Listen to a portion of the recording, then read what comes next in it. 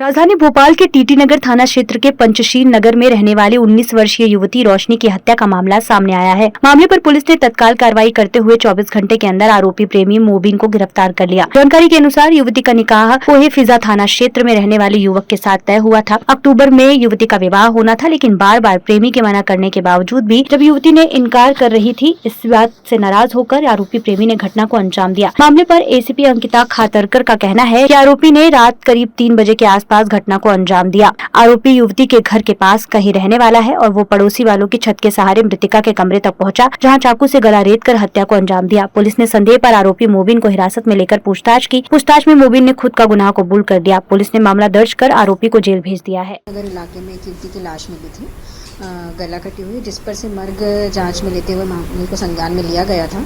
बाद में PM report के उपरांत ये बात सामने आई कि पीएम रिपोर्ट में लिख किया गया था कि death was due to shock and haemorrhage due to cut throat injury by hard and sharp object. तो मामला संदेहास्पद होने से वरिष्ठ अधिकारियों के निर्देशन में इन्वेस्टिगेशन टीम्स बनाकर जो है इन्वेस्टिगेशन को लीड किया गया और परिवारजनों के कथन भी लेखबद्ध किए गए, जिसमें ये बात सामने आई कि मोहल्ले का ही रहने वाला एक 20 वर्ष का लड़का है मोबिन, जिसकी इस युवती से बातचीत होती रहती थी और उसे ये पता था कि युवती की शादी कहीं और हो रही है और लड़का चूंकि उससे प्यार करता था और वो नहीं चाहता था कि लड़की की शादी कहीं और हो, इसलिए वो परेशान था।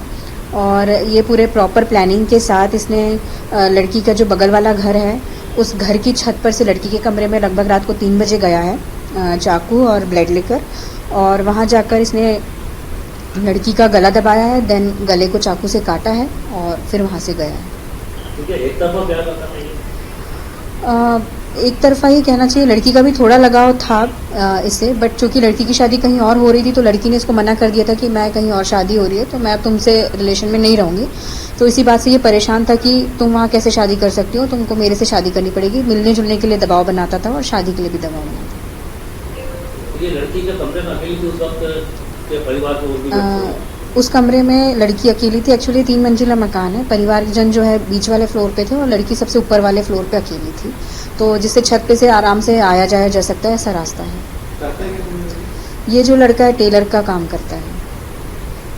तो पहले से कोई बातचीत पक्की हुई थी या कोई रिश्ता लगा था इससे?